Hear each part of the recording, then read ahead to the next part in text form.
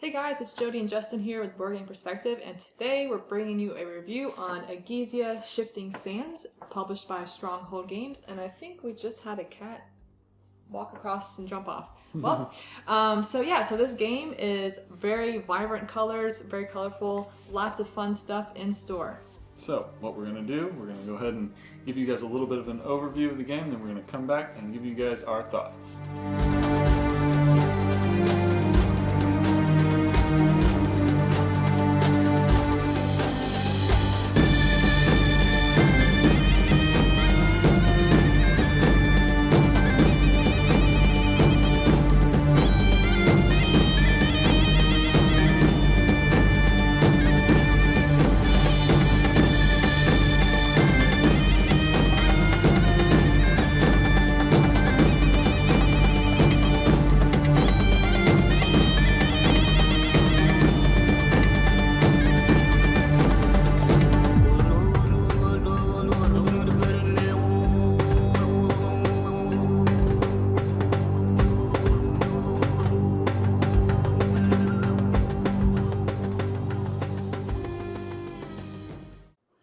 So this game is going to be played over 5 rounds, where players are going to be placing out their ships along the Nile River, trying to collect a bunch of different things to construct buildings, to score points, and whoever has the most points is going to be the winner of the game.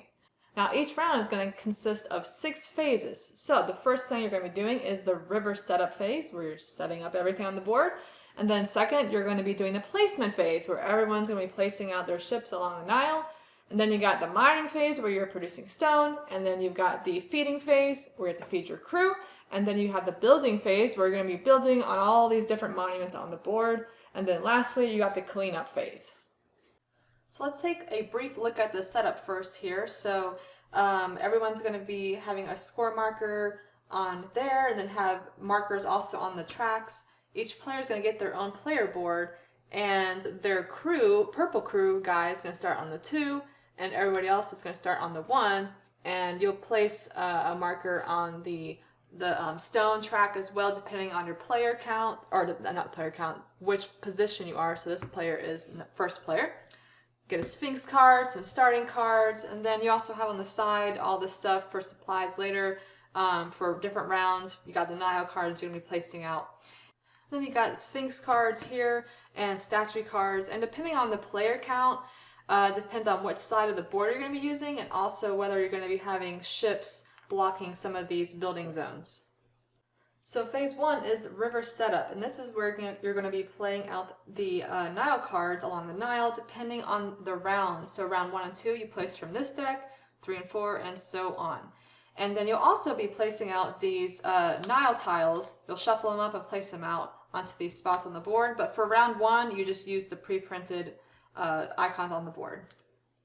Next up is the placement phase, where starting with the first player, they will be placing out a ship onto a spot, and the main locations are these Nile card spaces, and then you have the Nile tile spaces, you have the building spaces as well. So the first player is going to put, let's say they want to go here. So they're going to go that space and then pick up this card.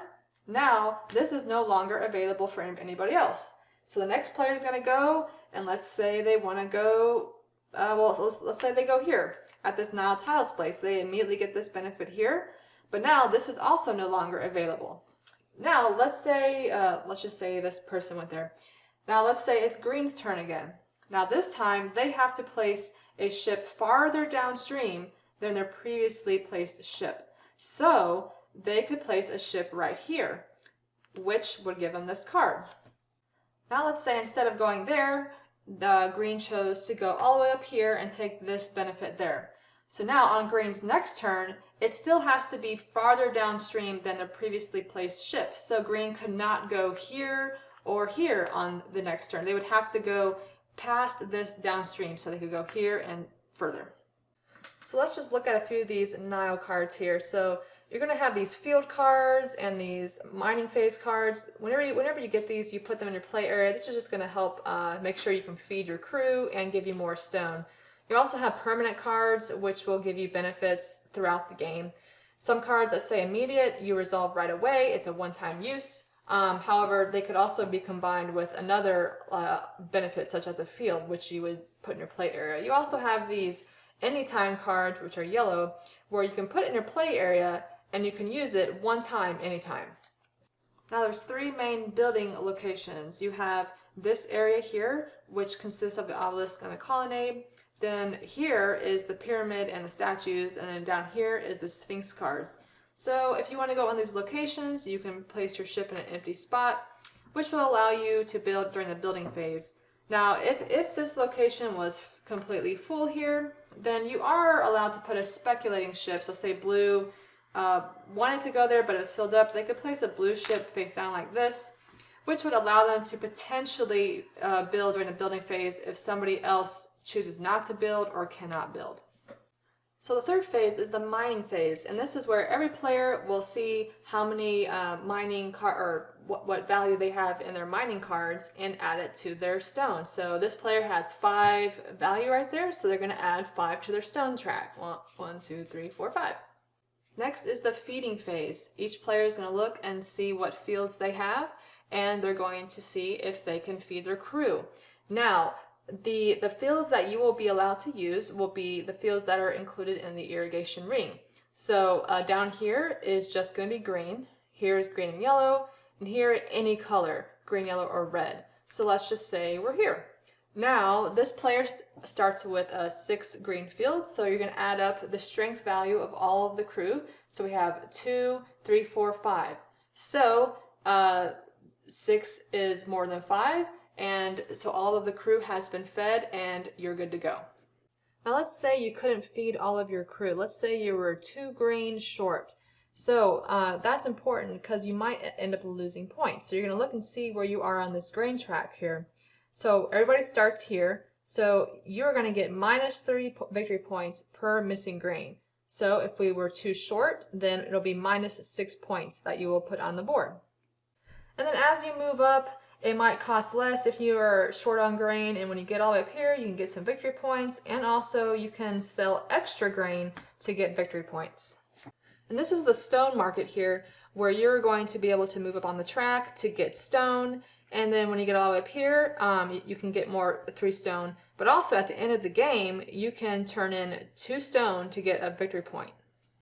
Next up is the building phase. So you can take the building action wherever you put your ship at, but you have to be able to pay for it. So this zone here contains the obelisk and the colonnade. So with the obelisk, everyone's going to be kind of working at this together. So the first person to place a brick out will go here, pay the cost, and then from then on, you'll be placing bricks on top, and then other players might join in and on the obelisk as well. So on your turn, so let's say I placed a brick here, you get to move up on the track. So this one is one or the other. Once you get up here, it's both. Now this is going to be the cost. So I had to pay 1 strength and 1 stone to go there. Now the colonnade is down here, and it's split up into the player colors. So if I were to place a brick here, it costs 1, and as you move across, you can see the cost change. If you were to build all the way up here, then you get these extra bonuses, and if you get all the way to the end, first player gets 5, second 3, and so on. Now we got these statues and the pyramid here.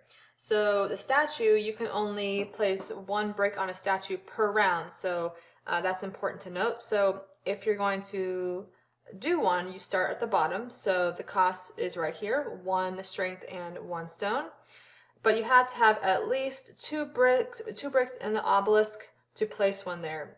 So let's say we do, and we place that there and paid for it. These will get you points at the end of the game. And you know, these will all be varying. There's different varying cards that have different abilities that you can do. So the pyramid, you'll be building from left to right. So starting with the lowest row. So this is also the cost. So the first brick would have to go here, and then you'd be building across like this. Now, if there's ever 2 bricks that are touching like this and 1 above, you could go above if you would like, but you can also keep going across, because whoever completes this and has the most can get bonuses. And also at the end of the game, you can get a bonus for whoever has the most bricks in the pyramid. And lastly, we have the Sphinx cards here. So these are just going to be different ways to get points at the end of the game if you meet the conditions. So what you're going to do is if you go here, there's different spots that says max 3, max 5. If I were to go here, let's say this guy was here as well.